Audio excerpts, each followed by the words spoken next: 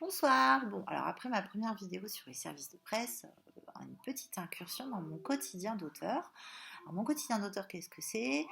C'est déjà mon autre boulot, mon boulot de prof. Alors, avec mes élèves, en ce moment, par exemple, on travaille sur le BGG. Voilà, dans cette superbe édition de Gallimard, édition grand format en couleur. Voilà. Donc au quotidien, je nourris par ça, par l'étude de ces textes-là, et surtout les faire découvrir à mes petits élèves, ce qui est toujours plein de surprises. Qu'est-ce que je fais d'autre? Comme je suis enseignante, on me demande aussi des supports pédagogiques. Alors, par exemple, en ce moment, voilà, je travaille sur Arnaud Catherine à la place du cœur, Robert Laffont. Donc un super bouquin que je propose pour les troisièmes, pour parler de la vie d'un grand ado en fait, ses histoires amoureuses et puis la confrontation avec un quotidien pas très rigolo puisque l'histoire se passe autour du 7 janvier 2015. Donc là on voit que la littérature pour adolescents va être vraiment utile pour aborder le quotidien et qu'on l'étudie aussi à l'école. Donc c'est quand même assez intéressant. Et puis j'ai le grand plaisir de travailler sur ce livre, Quelques minutes après minuit, de Patrick Ness. Un magnifique ouvrage, donc illustré avec un immense talent. Voilà, donc c'est Jim Kay qui fait les illustrations. Et ça donne des choses comme ça. Voilà. Donc c'est superbe et c'est vraiment un texte qui peut plaire à tous les collégiens. Donc du coup, je travaille sur les différents niveaux de lecture et tout ce qu'on va pouvoir apporter autour du conte, du fantastique. Ça me passionne de faire ce genre de choses parce que c'est une construction et que moi, en tant qu'auteur, en plus d'étudier d'autres auteurs, d'aller jusqu'au bout, de me dire comment est-ce que les jeunes ils vont pouvoir le percevoir, ça m'apporte énormément sur moi, ma propre écriture. Alors, je ne fais pas que ça.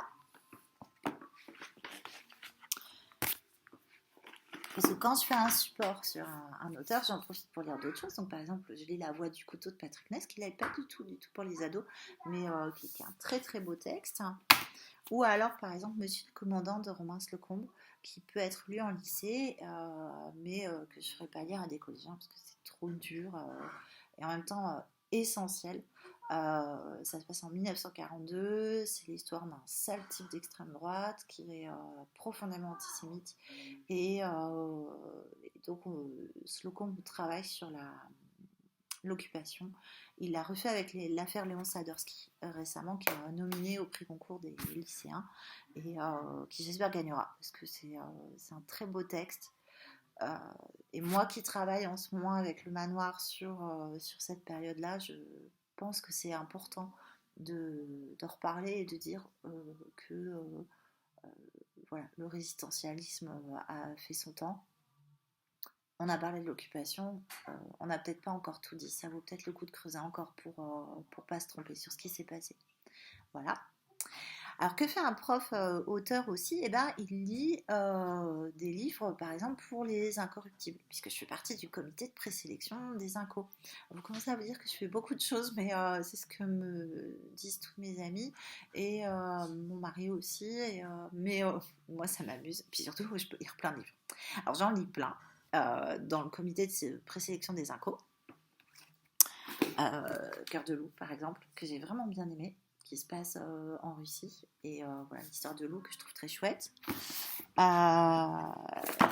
Le petit nouveau de Louis Sacha, l'auteur du Passage, donc ça c'est pareil, je me suis éclatée. Et puis en